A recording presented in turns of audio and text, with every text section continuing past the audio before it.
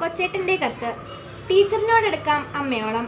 പ്രിയ DCL കൂട്ടുകാരെ, മനസ്സ് നിറയെ മറ്റുള്ളവർക്കായി പകർന്നു നൽകാൻ സ്നേഹം മാത്രം നിറച്ച് യാത്ര തുടങ്ങിയതായിരുന്നു സിസ്റ്റർ ഹേസ്ലെറ്റ് SD എന്ന അധ്യാപികയായി വിരമിച്ച സന്യാസിനി.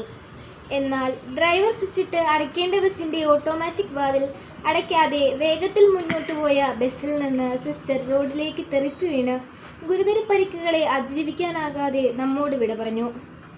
കോതമംഗലം കോഴിപ്പിള്ളിയിൽ വെച്ചുണ്ടായ അപകടത്തിലാണ് ഇക്കഴിഞ്ഞ വർഷം ഊന്നുകൾ ലിറ്റിൽ ഫ്ലവർ ഹൈസ്കൂളിൽ നിന്ന് വിരമിച്ച് നിരവധി മേഖലകളിൽ സജീവ ശുശ്രൂഷ ചെയ്തു വന്ന നല്ല അധ്യാപികയായ സിസ്റ്ററിന് ഇന്നലെ ജീവൻ നഷ്ടമായത്.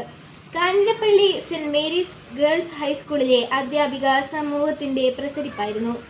ഏവർക്കും പ്രിയങ്കരിയായിരുന്ന സ്വപ്ന രാജേഷ് ടീച്ചർ 10Cയുടെ ക്ലാസ് ടീച്ചറും സ്റ്റാഫ് സെക്രട്ടറിയും സഹ അധ്യാപകരുടെയും വിദ്യാർത്ഥികളുടെയും മാനേജ്മെൻറ്റിൻ്റെയും അഭിമാനവും ആഹ്ലാദവുമായിരുന്ന സ്വപ്ന ടീച്ചർ ഇന്നലെ നന്നായി പഠിപ്പിച്ച് എല്ലാവരെയും സന്തോഷിപ്പിച്ച് വീട്ടിലേക്ക് പോയതാണ്.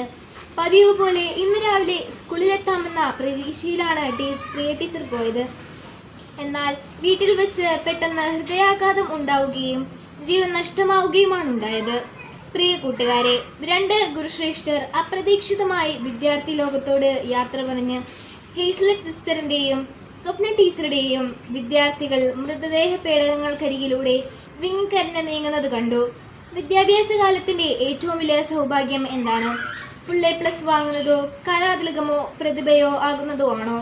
സമ്മാനങ്ങൾ ഒന്നും കിട്ടുന്നില്ലെങ്കിലും താൻ ബഹുമാനിക്കുന്ന അധ്യാപകരുടെ പ്രീതിയും വാത്സല്യവും തന്നോടൊപ്പമുണ്ട് എന്ന ഓരോ വിദ്യാർത്ഥിയുടെയും ആത്മവിശ്വാസം ഉള്ളിലെ അഭിമാനവുമല്ലേ ഏറ്റവും വലിയ സൗഭാഗ്യം? തീർച്ചയായും അതെ. അതിന് ആത്മാർത്ഥമായും സത്യസന്ധതയും ഉണ്ടായാൽ മതി. അധ്യാപകരോട് എത്രമാത്രം അടുപ്പമാകാം? അമ്മയോളം അച്ഛനോളം എന്ന ഉത്തരമേ ഉള്ളൂ. നമ്മുടെ ഭാരതീയ ദർശനത്തിൽ മാതാവും പിതാവും ഗുരുവും ദൈവതുല്യരാണ്. ഗുരുദേവോ ഭവ എന്നു തന്നെയാണ് നമ്മുടെ പ്രണാമം.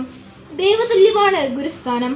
ഗുരുത്വം എന്ന മഹാകൃപ വിദ്യാർത്ഥിയിലേക്ക് വർഷിക്കാൻ ഉള്ളിൽ വെളിച്ചമുള്ള ഗുരുവിന് മാത്രമേ കഴിയൂ.